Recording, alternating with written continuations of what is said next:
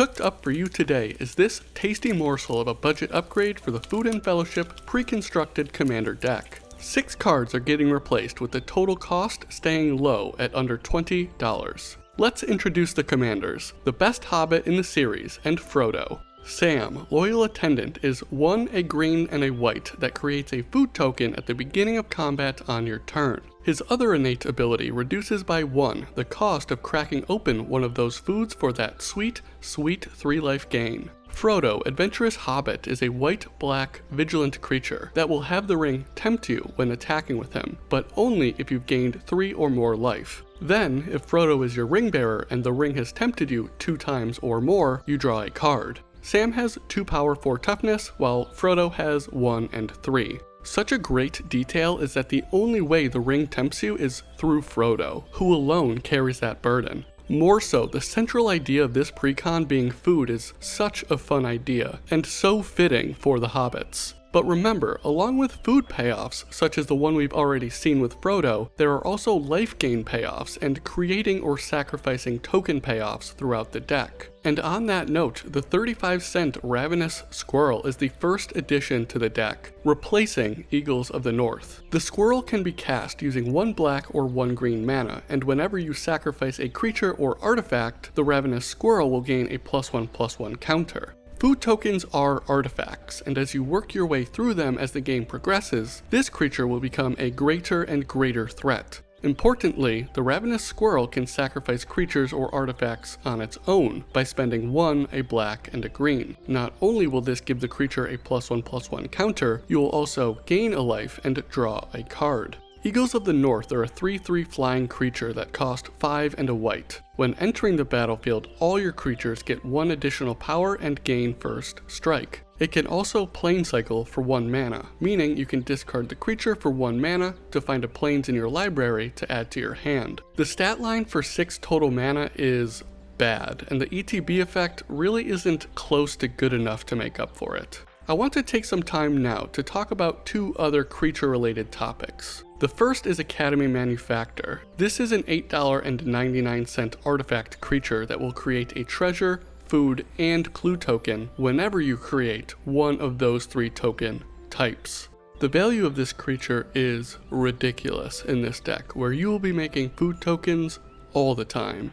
The second topic is the combo you may have seen using Samwise Gamgee, Cauldron Familiar, and a creature like Viscera Seer that has the ability to freely sacrifice creatures. It goes like this: have Samwise on the battlefield or cast him first. Cast Cauldron Familiar to deal 1 damage to each opponent and create a food token through Samwise's passive ability. Cast Viscera Seer or have it on the battlefield already to sacrifice Cauldron Familiar. You can now sacrifice the food token you just created with Samwise to return Cauldron Familiar to the battlefield, dealing 1 damage to each opponent and creating another food token. If this cycle cannot be stopped by an opponent of yours, you win the game, and if having this trick up your sleeve is of interest to you, the Food and Fellowship Commander deck is a nice fit for it.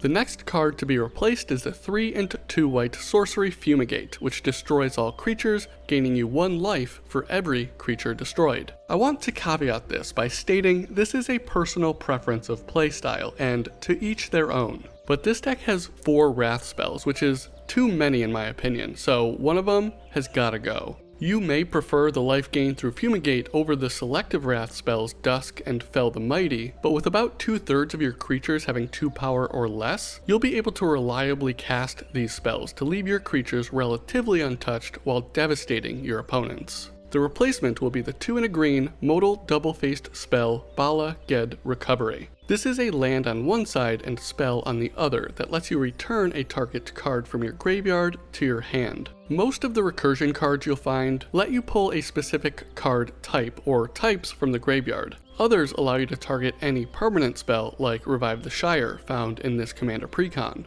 Bala Ged Recovery is different because you can choose any card in your graveyard. This offers a level of flexibility that can turn the tide of the entire game in your favor. Some target examples of what you may be looking for are the enchantment Sanguine Bond that drains an opponent's life for the amount of life you gain as you gain it. Crypt Incursion, an instant that exiles all creatures from a target player's graveyard that can shut the door for good on a reanimation deck. or even the land Ghost Quarter to destroy an opponent's rogue passage that you know will be used to end your game on their next turn. This sorcery is very, very good and can be comfortably slotted into plenty of green commander decks for $4.49. Another spell that is on the expensive side for a budget upgrade, but is just a great commander card for this deck and others in the black-green Golgari mana base, is the black-green instant spell Assassin's Trophy. For $8.99, you will be able to destroy a target permanent an opponent controls.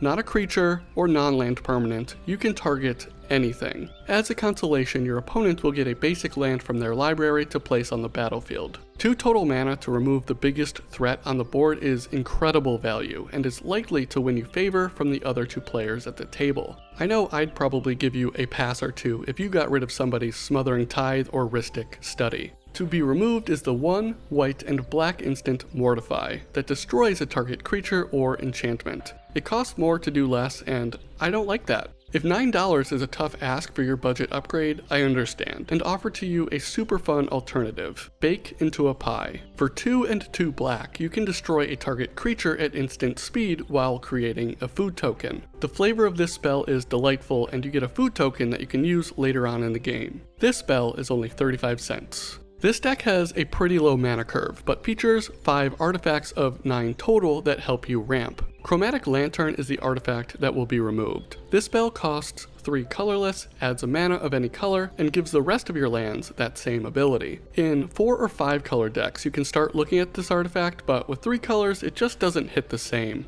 Witch's Oven will be added to the deck in its stead. This is a 1 colorless artifact that can tap for free to sacrifice a creature, turning that poor soul into a food token. If the creature had 4 or more toughness, you get 2 food tokens. There's more meat on them bones, you get more food, you know? But really, the oven is going to take the hurt out of chump blocking. You get to save your life total, and rather than losing a creature for free, you gain a valuable resource. If somebody goes for the throat of Treebeard, Gracious Host, you can turn him into 2 foods instead. This $1.29 artifact will come in handy, and I promise you'll be able to make good use of all the food you'll be cooking up with it. Dawn of Hope is the next card to be removed. This is a 1 and a white enchantment with 2 abilities. The first is a passive ability that lets you draw a card when you gain life, but only after you pay 2 mana. The second is an activatable ability for 3 and a white that creates a 1/1 creature with lifelink. These are uninspiring abilities, and I'll put it to you this way. Outside of a couple of circumstances, if my opponent is spending mana to activate food for the life gain to pay more mana to draw a card, I'm feeling quite comfortable with the current game state. Same goes for spending 4 mana to create that 1/1 lifelinker. 4 mana can do a lot in a game of Commander, so if it's going towards a tiny soldier, I'm feeling good. We are adding consistent card draw with the 1 and a black enchantment Call of the Ring, costing $3.49. I know I made a point of how Frodo was the only way the ring can tempt you in the deck and how it was thematic and fun, but this has Frodo on the art, so it still counts. At the beginning of your upkeep, the ring tempts you. As a matter of rule, you must assign a creature as your ring bearer when that happens, and when you do, you can pay 2 life to draw a card. This deck has plenty of ways to gain life, so you'll be more than happy to make that trade nearly every upkeep this card is on the battlefield. And stacking up the ring tempting you mechanic will eventually let you loot to see more cards, make blocks tough for opponents as they will have to sacrifice the creature, and eventually deal damage to every player at the table when your ring bearer deals combat damage to a player.